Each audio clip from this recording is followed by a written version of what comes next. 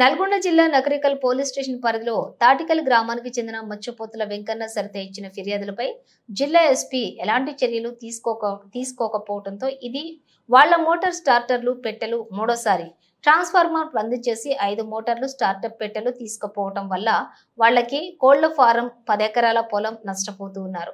IG కిమికి కూడా వాళ్ళు call చేసి చెప్పినా ఇంతవరకు వాళ్లకు న్యాయం జరగలేదు. దయచేసి ఇప్పుడైనా స్పందించి వాళ్లకు న్యాయం చేయాలని కోరుతున్నాం. ఏకంగా కొట్టితే వచ్చి నగరకల్ సీఏ గారికి నేను కంప్లైంట్ ఇచ్చి గవర్నమెంట్ హాస్పిటల్ పోయి చీటీ తెచ్చిచ్చినా కానీ ఆ సార్ సీఏ గారు పట్టించుకోలేదు.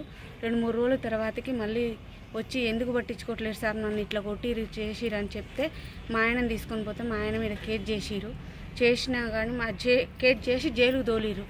ఎందుకు దోలిరు ఏమిటి దోలిరు అని మళ్ళీ అడిగినా కానీ మా మీద కేసులు పెడతామని చెప్తున్నారు.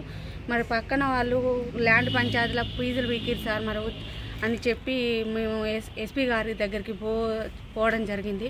ఆ సార్ పట్టించుకోరి మరి ఏంది పంచాయతీ చేయరి మాట్లాడరని చెప్పినాక ఈ సార్ వచ్చిండు, ల్యాండ్ దగ్గరికి వచ్చి చూసి మాట్లాడి వాళ్ళు మీరు చుట్టాలు గారు మరి వాళ్ళు ఫీజులు పీకిరు, వాళ్ళకి భూమి పోతుందని మాట్లాడుతున్నారు కదా.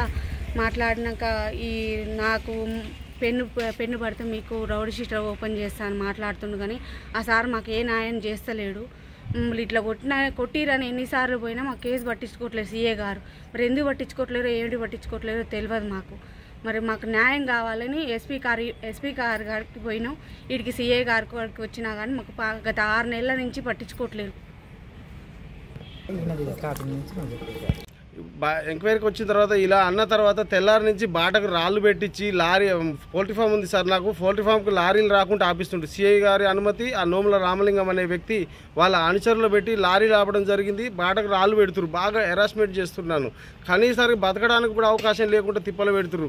ఇక మేము బతికేటట్టు కూడా లేదు సార్. ఎస్పీ గారు డిఎస్పీ గారు దయచేసి మా కేసు పట్టించుకొని మాకు న్యాయం జరిగేటట్టు చూస్తారని ఆశిస్తున్నాం సార్.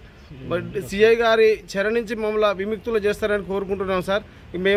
మాకు మరణమే శరణం అన్నట్టుగా ఉంది. ఎవరి దగ్గరికి పోయేటట్టు కూడా లేదు మా పరిస్థితి. ఊళ్ళో ఎక్కడ పోయినా బెదిరిస్తుండు, స్టేషన్కి వస్తే ఇదే పరిస్థితి మాది. మేము బయట కాలు పెట్టి తిరిగేటట్టు కూడా లేడు. అతను పీడిఎఫ్ బియ్యం బేరం చేస్తారు కాబట్టి అతను అనుచరులు ఊరుకున్నారు. నెక్స్ట్ ఇంతకుముందు గతంలో ఒక 2 నెలల ముందు 3 నెలల గుండా సత్యనారాయణ నోములకి వెళ్ళి అతన్ని పెట్టి నన్ను ఫోటోలు తీయించి పీడిఎస్ బియ్యం బేరం చేసే వ్యాపారం చేసే వాళ్ళందరికీ నా ఫోటోలు పెట్టిండు. నా ఫోటోలు పెట్టి ఎక్కడ కనిపించినా లారీతో దొక్కియమని చెప్పిండు. సిఐ గారు కూడా ఏమంటారంటే వానితో పెట్టుకుంటే ఏ లారీ ఎక్కించేది తెలియదురా అని చెప్తుండు ఇండైరెక్ట్గా. ఇంకా కొంతమంది పెద్ద మనుషులు కూడా ఇంటిచ్చారు, వానితో పెట్టుకుంటున్నావు నీకెందుకు రావడం, మరి మా భూమి ఇవాళ ఈయన కొంత చేయమంటాడు ఆయన కొంత చేయమంటాడు, ఎక్కడి నుంచి తెచ్చేది సార్, మా దగ్గర లేదు, ఏ రకంగా కూడా వాళ్ళకు మాకు సంబంధం కూడా లేదని చెప్పినాం. అయినా కానీ ఆ రకంగా బియ్యం బేరం చేసేటోళ్ళు ఎన్ని ఊర్లలో అన్ని ఊర్లలోకి నా ఫోటో పంపించాడు. ఏమైనా అవుపడితే గిట్టిన యాక్సిడెంటల్గా తీసేది. ఇది పరిస్థితి అని సిఐ గారు మా అండ చూసుకొని ఈయన ఇదే విధంగా ఫాలో అవుతారు. బయటకు వెళ్ళడానికి కూడా మాకు భయంగా ఉంది. సిఐ గారు విముక్తి నుండి చెర నుంచి మమ్మల్ని విముక్తి పొందేటట్టు చేస్తారని కోరుకుంటున్నాం సార్. దయచేసి తప్పనిసరి చేస్తారని అనుకుంటున్నాం సార్.